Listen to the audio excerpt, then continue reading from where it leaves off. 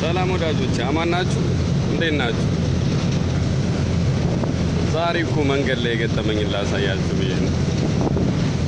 መንገድ ላይ እኛ ሴል እያደረግን ይኸው እንደምታዩት ጭው ያለ በረሃ ማለት ነው። የባህር በረሃ ነው ይሄ። ምድረ በዳ እኮ ነው፣ ማንም የለምና ያው በረሃ በሉት እና አንዲት ጀልባ ሞተር ተበላሽቶባቸው ፊሽንግ ቦት ነች። ያው ፊሽንግ ቦት ነች፣ አሳ ለማስገር የወጡ ናቸውና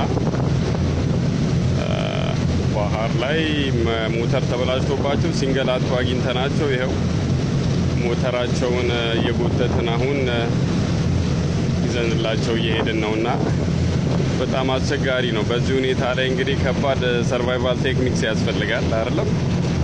እንዴት ሰርቫይቭ ማድረግ ይቻላል ሰው ካልደረሰላችሁ በእንደዚህ አይነት ሲቹዌሽን ላይ?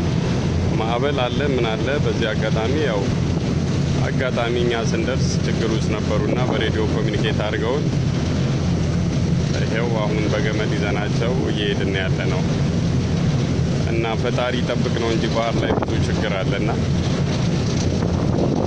እግዚአብሔር ይጠብቅ ነው። ያው ዛሬ ለሰው ደርሰናል። እኛም ክፉን የያዝልን ነው የሚባለው ወዳጆቼ።